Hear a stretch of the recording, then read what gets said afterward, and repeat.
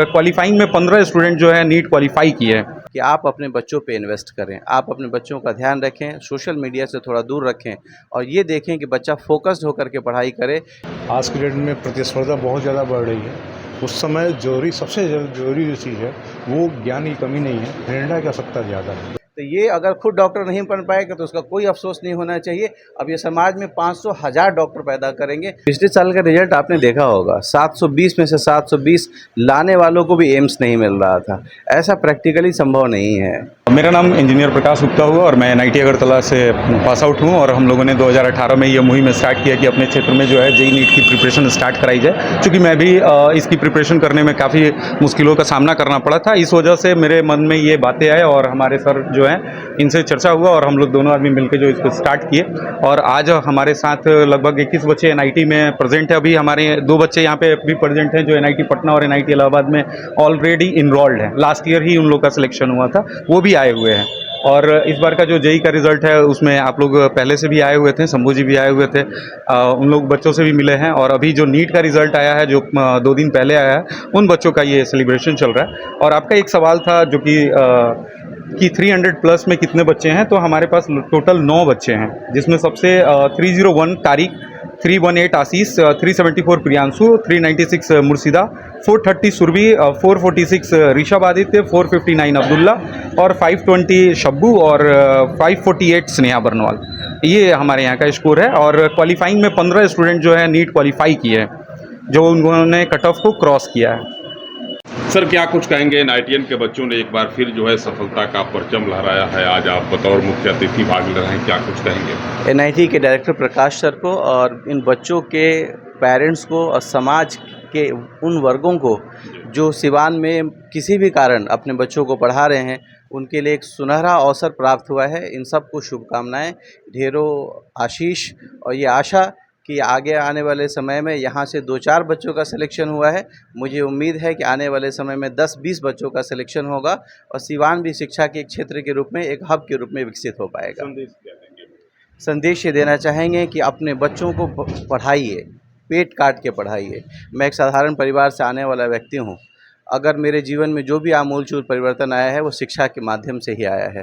तो समाज के लोगों से भी मैं रिक्वेस्ट करूंगा कि आप अपने बच्चों पे इन्वेस्ट करें, आप अपने बच्चों का ध्यान रखें, सोशल मीडिया से थोड़ा दूर रखें और ये देखें कि बच्चा फोकस्ड होकर के पढ़ाई करे ताकि वो अपने आप को कामयाब कर पाए, अपने परिवार को कामयाब कर पाए और समाज में कंट्रीब्यूट कर पाए। आपने सर कहा कि इस बार नीट का रिजल्ट सही हुआ है, ठीक हुआ है, ऐसा क्यों कहा आपने?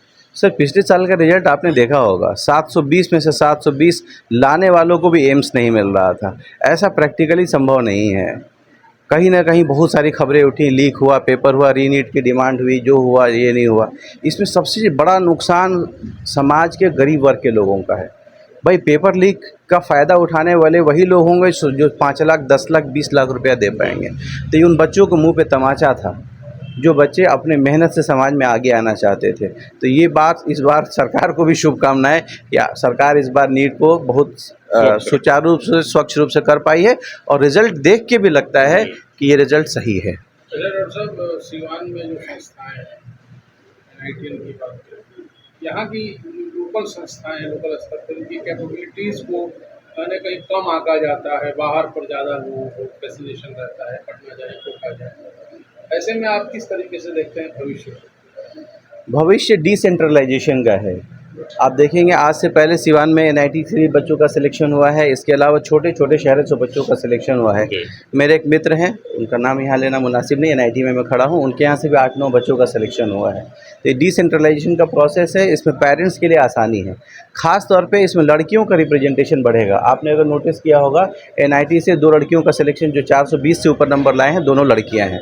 अक्सर कई बार पेरेंट ऐसे होते हैं जो बच्चियों को बाहर भेजने में थोड़े से हिचकिचाते हैं। तो जो डिसेंट्रलाइजेशन का प्रोसेस होगा, एक और बात यह है कि जो बच्चे, जैसे हमारे बीच बायोलॉजी के सर मौजूद हैं जिन्होंने खुद मेडिकल की तैयारी की, तो ये अगर खुद डॉक्टर नहीं बन पाएगा तो उसका कोई अफसोस नहीं होना चाहिए।